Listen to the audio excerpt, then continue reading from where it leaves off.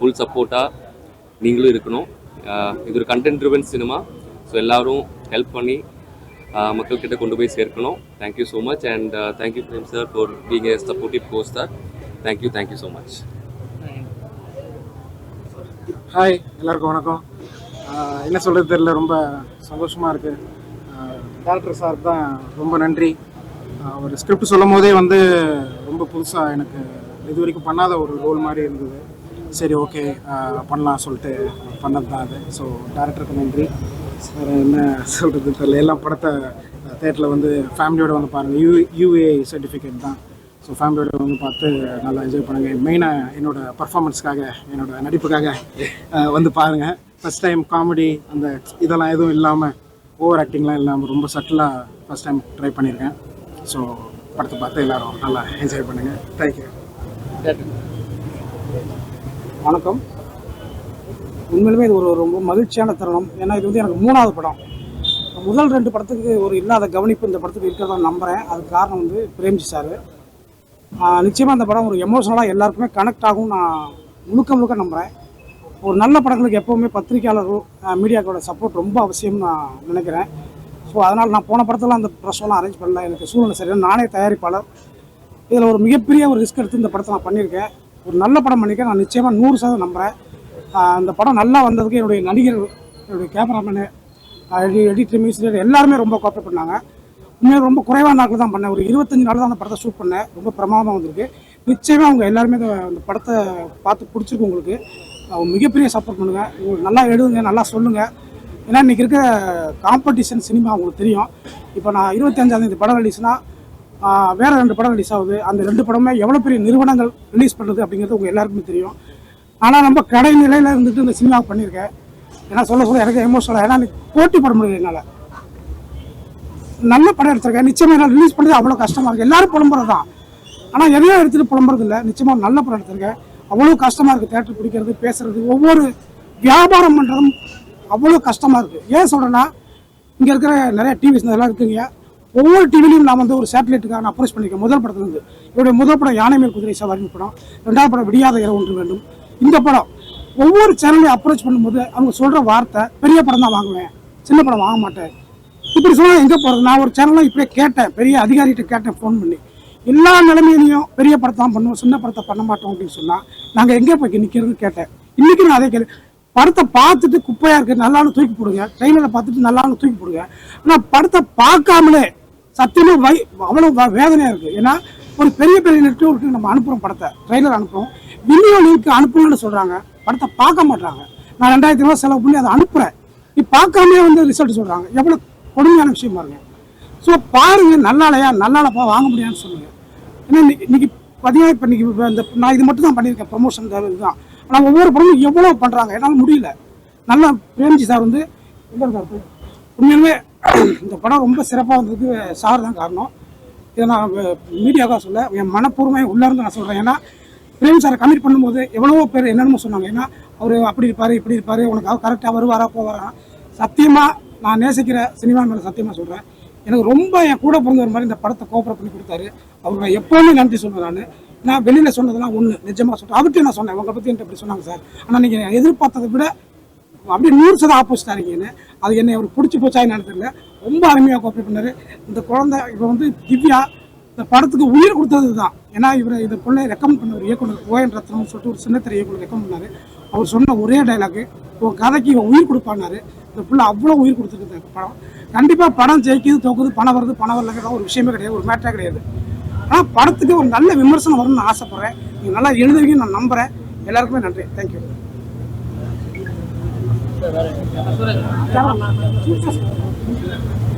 நான் என் பேர் சூரஜ் நல்லசாமி. நான் இந்த படத்தோட கேமராமேன். சார், நீங்கள் படம் எல்லாரும் பார்த்துட்டீங்க. ஸோ ஒரு பெரிய படத்துக்கோட விமர்சனத்தோடு அணுகாமல் ஒரு இந்த படத்தோட பாசிட்டிவ் மட்டும் சொன்னால் நல்லாயிருக்குன்னு நினைக்கிறேன். நன்றி. எல்லாருக்கும் வணக்கம். என் பேர் சுப்பிரமணியன். இந்த படத்தில் ஒரு சின்ன கதாபாத்திரம் தான் பண்ணியிருக்கேன். ஆனால் ரொம்ப முக்கியமான கதாபாத்திரம்னு சொல்லி தான் சார் வந்து கமிட் பண்ணார். ரொம்ப நன்றி சாருக்கு. அப்புறம் பிரேம்ஜி சாரை வந்து நம்ம இதில் ரொம்ப வித்தியாசமான ஒரு கதாபாத்திரத்தில் நீங்கள் எல்லோரும் பார்த்துருப்பீங்க, மக்களும் பார்க்க போகிறாங்க. நல்ல விமர்சனம் எழுதுங்க. உங்கள் எல்லோரையும் நம்பி தான் நாங்கள் வர்றோம். தேங்க்யூ. எல்லாருக்கும் வணக்கம். நான் இந்த படத்தோட ஃபைட் மாஸ்டர் அறிமுருகன். இந்த படம் பார்த்தீங்கன்னா இயக்குனர் வாய்ப்பு கொடுத்தாங்க. இந்த படத்தை கேட்டோம்னா, ஏன்னா இது வரைக்கும் நம்ம பிரேம்ஜி சாரை ஒரு காமெடியில் பார்த்துருக்கோம். முத ஒரு படத்தோட ஒரு சென்டிமெண்ட்டான ஒரு படம், அது அப்பா பொண்ணுக்குள்ள ஒரு விஷயம் அப்படின்ற படம். அதில் வருகிற ஃபைட்டை கூட பார்த்தீங்கன்னா ஒரு சொட்டு கூட எந்த ரோப்பும் இல்லாமல் எதுவும் இல்லாமல் ரொம்ப லைவாக இருக்கணும் அப்படின்னு சொல்லி ஒவ்வொரு விஷயத்தையும் இயக்குனர் பேசி அதை கரெக்டாக கொண்டு வந்தாங்க.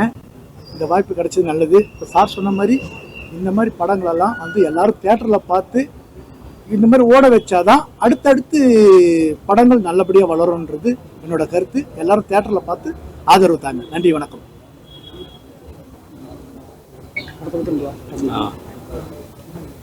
ஜானி பத்திரிகையில் இருந்திருக்கேன், பாக்கியாவில் எல்லாம் நான் இருந்திருக்கேன். ஓரளவுக்கு எல்லாம் தெரிஞ்சிருக்குன்னு நினைக்கிறேன். இதில் ஒரு சின்ன கேரக்டர், வாத்தியார் கேரக்டர் மாதிரி ஒன்று பண்ணியிருக்கேன்.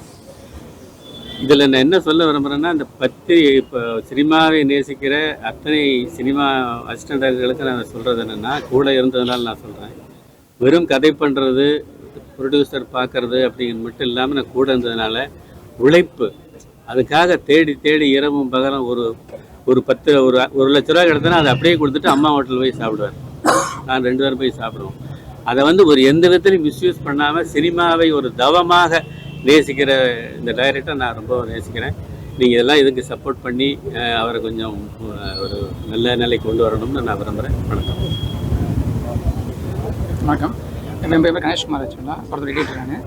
ஸோ ஃபஸ்ட் டேரக்ட் பார்த்திங்க அப்படின்னா ஃபஸ்ட்டு படம் யானை சவாரி, அந்த படத்தை நான் எடிட் பண்ணேன் ஆக்சுவலாக. ஸோ அந்த படத்தும் பண்ணும்போது பார்த்தீங்கன்னா இதே படம் தான் பண்ணப்போ இதே கஷ்டப்பட்டு ஸ்டார்டிங் எண்டு வரைக்கும் ஒரு 1 மேன் ஷோ மாதிரி கொண்டு தான் கஷ்டப்பட்டப்போ. ஸோ இந்த படத்தில் அதே படம் தான். ஸ்டார்டிங் பிரேம்ஜி சார் ஃபஸ்ட்டு பார்த்து கமிட் பண்ணும்போது ஆகட்டும், கமிட் பண்ணும்போதும் அவர் இப்படி இந்த மாதிரி போனார், எந்த சூழலில் போனார்னு தெரியும். ஸோ அதை முடிக்கும்போது சரி கடைசி வரைக்கும் அவர் ஒரே ஆள் தான் ஸ்டார்டிங் இப்போ வரைக்கும் கஷ்டப்பட்டு பண்ணிருக்காப்புல. ஸோ ரொம்ப கஷ்டப்பட்டு பண்ண பண்ணியிருக்காப்புல. அது இந்த ஸ்கிரிப்ட் நிறையா வந்திருக்கும் ஆக்சுவலாக. ஆனால் இந்த இது வேறு மாதிரி ஜானாக இருக்கும் ஆக்சுவலாக. நன்றி. சென்னை வாசியில எங்களுக்கு வருத்தம் இருக்கு. எல்லா ஆர்டிஸ்டும் சென்னையில தான் இருப்பாங்களா? அப்படிலாம் நான் ஒன்றும் சொல்லலையா சார்? நீங்க சார் சென்னைக்கு வரும்போதே சொல்லுவாரு 2 நாள் நடந்துரும், சென்னை போயிடலான்னு சொல்லுவாரு. எல்லாரோட மனநிலை அப்படிதான் இருக்கு. அப்படி கிடையாது. அந்த இடத்துல சென்னைக்கு பிழைக்க வந்தாரு, ஒரு சம்பவம் நடந்துச்சு. நம்ம ஏன் வேற ஊருக்கு போயிடக்கூடாது? வேற ஊருக்கு ஏன் போயிடக்கூடாது? வாழ்வுக்கும் தமிழ்நாடு, அது சென்னை மெயின். சென்னை தப்பாலாம் எந்த காலத்தையும் சொல்ல முடியாது.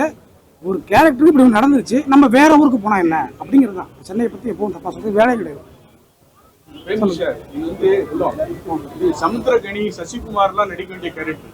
எப்படி உங்களோட முகத்தை பண்ணாத கேரக்டர்? ஆமாம், இது வரைக்கும் நான் பண்ணாத ரோல். நான் கதை கேட்கும் போதே ரொம்ப எனக்கு பிடிச்சி போச்சு. ஏன்னா இந்த மாதிரி ரொம்ப புதுசாக நான் பண்ணாததா இருந்தது. நான் இது வரைக்கும் பண்ணாத ரோல். கேமரா நிறையா இருக்கு. ஸோ ரொம்ப கதை கேட்கும் போது ரொம்ப பிடிச்சி போய் ரொம்ப விரும்பி, அதுவும் ரொம்ப சட்டிலாக ஓவர் ஆக்டிங்லாம் இல்லாமல் அதெல்லாம் எதுவும் இல்லாமல் புதுசாக இருந்தது எனக்கு. ஸோ ஒரு காமெடி எப்படி வெளியே வந்துருமா? அது ஒரு இடத்துல கூட இங்கே இல்லை, அந்த மாதிரி ஃபீலே இல்லை. ரொம்ப பாவமான ஒரு அப்பா கேரக்டர்னாங்க. சரி, அதுக்கேற்ற மாதிரி உடம்பெல்லாம் உள்ளியாக்கி வழுக்கெல்லாம் வர வச்சு அதுக்காக எல்லாம் கெட்டப்லாம் மாற்றினேன். நீங்க வரும்போது பார்க்கும்போது ரஜினி கெட்டப்ல இருக்கீங்க. சொல்லுங்க. ஆனா ஃபைட் சீன்லாம் கொடுக்கும்போது உங்களுக்கு என்ன தோணுச்சு? ஏன்னா ஃபர்ஸ்ட் டைம் பண்றீங்க பெரிய ஃபைட், ஒரு சிங்கிளா. ஆமாம், எனக்கு மாஸ்டர் தான் சொல்லிட்டேன். நான் பெருசாக ஃபைட் மாஸ்டர் கிட்ட சொல்லிட்டேன். பெருசாலாம் எனக்கு ரொம்ப கஷ்டப்படலாம் தெரியாது. கீழே நடு ரோட்டில் உருள்றது அந்த மாதிரிலாம் நிறையா இருந்தது. பட் அதெல்லாம் கொஞ்சம் சொல்லிட்டு எனக்கு கொஞ்சம் ரிலாக்ஸ்டாக ஜாலியாக தான் பண்ணேன். பெருசாக நான் அவ்வளோ ஒன்றும் கஷ்டப்படாமல் தான் பண்ணேன். கல்யாணத்துக்கு முன்னாடி எடுத்தா கல்யாணத்துக்கு பின்னாடி கல்யாணத்துக்கு ஏன்னா கரெக்ட் டைம் வந்துட்டேன்னு சொன்னாரு. ஈவினிங் தான் போனேன்னு சொன்னாரு. கல்யாணத்துக்கு பின்னாடி இருந்தா கஷ்டம். ஆமாம். இல்லை, நம்ம எப்போ சார் ஆரம்பித்தோம் ஷூட்டு? படம் பாதி ஷூட்டிங் முடிச்சிட்டு போது கல்யாணம், பிரேக்கில் கல்யாணம். ஆமாம், சரி. மேல கரெக்டா வந்துருக்கு. பாதிக்கு மேலேயும் கரெக்டாக இல்லை, வேலைன்னு வந்துட்டா கரெக்டாக அது எழுந்து போயிடுறது. ஒர்க்கு எதுவும் அதிகமாயிடுச்சு. மாமியார் மசாலா அந்த மாதிரிலாம் போயிட்டு. ஆமா, அது வேறு இது இல்ல அதெல்லாம் நான் எதுவும் பார்த்தேன். நான் அம்பாசிடர் மாதிரி தான், அந்த பாக்கெட்டோட போட்டோ எடுக்கிறது தான். மற்ற பிசினஸ் எல்லாமே ஒய்ஃப் பாத்துக்கிறாங்க. ஸோ பிரச்சனை இல்லை. அண்ணன் இன்னும் பார்க்கல. அண்ணன் அடுத்த படம் ஸ்டோரி டிஸ்கஷனுக்கு வேற ஊர்ல இருக்காங்க. ஸோ வந்துட்டு பார்ப்பாங்க. பட் பாட்டு அண்ணன் தான் பாடினாங்க. அந்த படத்தில் வர ஒரு சாங் மகளே என் மகளே சாங் பாடினாங்க. ஸோ ட்ரெய்லர்லாம் பார்த்துட்டு ரொம்ப நல்லா. எங்கள் வாட்ஸ்அப் குரூப்லேயே சென்னை 28 கேங் குரூப்புக்கே ட்ரெய்லர் அமைச்சு பிரேம்ஜியோட நடிப்பு எல்லாரும் பாருங்க அப்படி இப்படிலாம் சொல்லி கலாச்சி எல்லாம் விட்டுருந்தாரு. ஸோ அண்ணனுக்கு பிடிச்சிருந்தது. அண்ணனோட அடுத்த படத்துல இருப்பீங்களா? இதுங்க அண்ணனோட அடுத்த படத்துல அஃப்கோர்ஸுங்க, அண்ணன் என்ன கூட எடுத்தாலும் ஒன்று நடிப்பாக இருப்பேன் இல்லை மியூசிக்கில் இருப்பேன். முன்னாடி உங்க அப்பா கட்டிட்டு திட்டிட்டு வர போயிட்டாரு. அத பத்தி பாத்தீங்களா நீங்க? நான் பார்த்தேன், என்ன எல்லாரும் டாக் பண்ணி என்ன திட்டிட்டு இருக்காங்க எல்லாரும். இல்லன்னு சொல்லிட்டாரு. எது அஜித்லாம் ஒண்ணுமே கிடையாது அப்படின்ற மாதிரி சொல்லிட்டாரு. நீங்க எதுவுமே என்ன அஜித் தான் மங்காதா எடுத்து பெரிய அளவுக்கு போச்சு, நீங்க யாருமே எதுவுமே சொல்லவே மாட்டீங்க. இல்லை நம்ம எதுக்கு அதெல்லாம் பேசுகிறோம், அது அப்பா பெரியப்பா ஏதோ சம் அந்த காப்பிரைட்ஸ் ரைட்ஸ் இஷ்யூ ஏதோ போயிட்டு இருக்கு. ஸோ அதுக்கு அவங்க அண்ணனுக்கு அவர் சப்போர்ட் பண்ணி பேசுறாரு, அதுதான் மேட்ரு. இப்போ எங்க அண்ணனுக்கு பத்தி ஏதாவது வந்துச்சுன்னா நான் சப்போர்ட் பண்ணி பேசுவேன், அந்த மாதிரி தான். இளையராஜால தான் வந்து அந்த படமே ஓடுச்சுன்னு சொல்லிட்டு ஓப்பனா சொல்லிட்டாரு. இது அஜித் படம் இளையராஜா இல்லைங்க, அதெல்லாம் சும்மாங்க, அதெல்லாம் இல்லை. உண்மை என்னன்னு எல்லாருக்குமே தெரியும். தலைனால தான் அந்த படம் ஓடும், படம் தலைனால தான் ஓடும். நீங்களும் ஒரு மியூசிக் டைரக்டர், அப்பா பேசுற கருத்துல உங்களுக்கு உடன்பாடு தான். ராயல்ட்டிங்கிறது எல்லாருக்குமே வர ஒரு விஷயம் தான். ஆல் மியூசிக் கம்போசர்ஸ், சிங்கர்ஸ் கூட ராயல்ட்டி இருக்கு. மியூசிக் ப்ரொடியூஸ் பண்ணுற எல்லாருக்குமே ராயல்ட்டிஸ் வந்துட்டு தான் இருக்குது. ஏன் இன்க்ளூடிங் எனக்கே வருது. நானே ஒரு 15 படம் கிட்ட மியூசிக் பண்ணியிருக்கேன். அந்த படத்தோட ராயல்ட்டிலாம் கூட எனக்கு இன்னும் வந்துட்டு இந்த மாதம் அது வந்து நம்ம அந்த இப்போ நிறைய ஆப்ஸ் இருக்குல்ல, மியூசிக்கல் ஆப்ஸ், யூடியூபாக இருக்கட்டும், whatever, Spotify, any apps. So அதில் வந்து நம்ம ஒரு சாங்கை கேட்குறோன்னா அதுலேருந்து சம் ராயல்ட்டி அந்த கம்போசருக்கு போகும். ஸோ வந்து இது நார்மலாக வந்துட்டு தான் இருக்குது. ஸோ ராயல்ட்டி கேட்குறது, பெரியப்பா கேட்குறது, அவர் பண்ண மியூசிக் கேட்கணும். அது அவங்களுக்கு தான் தெரியும், எனக்கு அவ்வளோவா டீப்பாக அதை பற்றி எதுவும் தெரியாது. பட் ராயல்ட்டி நல்ல விஷயம். இப்போ நம்ம மைக்கேல் ஜாக்சன் சாங் கேட்குறோம்னா மைக்கேல் ஜாக்சனுக்கு அந்த காசு போகும். ஸோ ராயல்ட்டி இஸ் தேர், அதை ஒன்றும் பண்ண முடியாது. ஹீரோவா வல்லமைன்னு ஒரு நல்ல பேரு, நல்ல மெசேஜ், நல்ல விஷயம் சொல்லியிருக்கீங்க. ஆனால் நீங்கள் அண்ணன் ஒரு பெரிய டைரக்டர், அப்பா ஒரு பெரிய டைரக்டர், நீங்களும் சினிமா குடும்பத்துலேருந்து வந்தது. இந்த கதையை சொல்கிறப்போ ஒரு ஒரு அக்யூஸ்டை வந்து அட்டாக் பண்ண போகிறப்போ உன்னையும் ஒருத்தர் கூட கூப்பிட்டு போவாரா அப்படின்னு யோசிச்சிங்களா? அந்த இடத்துல அது டைரக்டர் உங்கள்கிட்ட சொன்னப்போ இப்படி ஒரு பெரிய பிரபலத்தை நம்ம கொள்ள போகிறோம், இல்லை ஏதோ அட்டாக் பண்ண போகிறோம். அதான் நான் எதுவும் இது எனக்கு கேட்கவே, கதை கேட்கும் போது இல்லை, நான் கதை கேட்கும் போது எனக்கு ரொம்ப பிடிச்சி போச்சு. கதை ரொம்ப சூப்பராக இருந்தது. எனக்கு பண்ணாத, இது வரைக்கும் நான் பண்ணாத ஒரு ரோல் மாதிரி இருந்தது. ஸோ அதனால வந்து டேரக்டர் என்ன சொல்கிறாரோ அதை ஜாலியாக செஞ்சுட்டு போயிடணும், அவ்வளோதான். ஒரு இடத்துல கூட ஹீரோயின் நமக்கு இல்லையே, ஹீரோயின் தான் இல்லை, ஆமாம். பட் கதை தேவைப்படல. ஐ மீன் அந்த மாதிரி ஒரு பாவமான ஒரு அப்பா பொண்ணு கிராமத்துலேருந்து வராங்க, வேற ஊருக்கு பிழைக்கணும், லைஃப் திரும்ப ஆரம்பிக்கணும்னு வராங்க. ஸோ அந்த மாதிரி ஒரு ஃபீல் இருக்கிறதுனால நம்மளுக்கு ஹீரோயின்லாம் தேவையில்லை. வந்து எல்லா படத்தையும் ரெஃபரன்ஸ் வச்சிருப்பாங்க, ஆனா மங்காத்தா மட்டும் வச்சிருக்க மாட்டாங்க. தெரியல, அது அந்த டேரக்டர் தான் கேட்கணும், என்ன கேட்குறீங்க எனக்கு தெரியாதுங்க.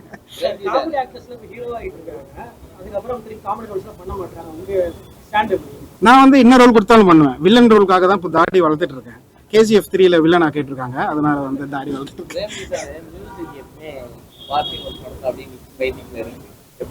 பார்ட்டி இப்போதான் வந்து சனி பயிற்சி ஆரம்பிச்சிருக்கு. சனி பயிற்சி மாறி அவர் வந்து வேற இடத்துக்கு போயிட்டாரு. அதனால வந்து அந்த 7.5 வருஷம் கரெக்டா நான் எல்லாம் கால்குலேட் பண்ணி பார்த்தேன். 2017ல ஆரம்பிச்சோம். இல்ல இது பார்ட்டி இன்னும் வேற லெவல் ஹிட் தான். ஏன்னா வந்து 2017ல ஆரம்பிச்சோம், இப்போ 25ல ரிலீஸ் பண்றதா பிளான் இருக்கு. ஸோ 2025 பார்ட்டி தான். இனிமேல் தான் வருவாங்க. பார்ட்டி ரிலீஸ் ஆன அப்புறம் தான் வருவாங்க எல்லாரும். இந்த படத்தை யாரை வச்சு பார்க்க வைக்க போறீங்க? ஏன்னா நிறைய பிரபலம் வந்து படம் பார்க்க வச்சு ப்ரொமோஷன் பண்ணுவாங்க. யாரை வச்சு பார்க்கணும்? இந்த டைரக்டர் தான். ஏன்னா உங்க ஃப்ரெண்ட்ஸ் சர்க்கிள் இல்ல, எங்க கேங் நான் ஷோ போட்டா கன்ஃபார்மா எங்க அண்ணன், எங்க சென்னை 28 கேங் எல்லாருமே வந்து படம் பார்ப்பாங்க. ஸோ இதுல யாரு மெயினா மக்கள் பார்க்கணும், நீங்க தான் அதை கொண்டு போய் சேர்த்து மக்களை பார்க்க வைக்கணும்.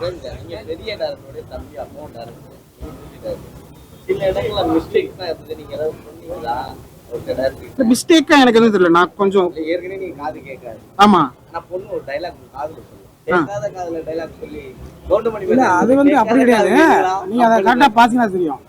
மிஷின் வச்சிருப்பாங்க, மிஷினை எடுத்துட்டு அப்படி சொல்லலை, அதை ஒரு க்ளோஸாக போயிட்டு அதை சொல்கிற, அது ஒரு உணர்வோட பார்த்தீங்கன்னா உங்களுக்கு நிச்சயமாக புரிஞ்சிருக்கும். அதை காதுக்கு போய் அப்படி சொல்லுவாங்க, அந்த லிப்பு அப்படி நல்ல டைட்டில் இருக்கும். ஸோ அது வந்து அப்படி ஹார்ட்டில் போய் கேட்குது. அது ஒரு உணர்வு. இந்த காதும் கேட்காதுல்ல. இல்லை சார், நீங்கள் சொல்கிறதெல்லாம் லாஜிக்கு, நான் சொல்கிறது உணர்வு, அவ்வளோ.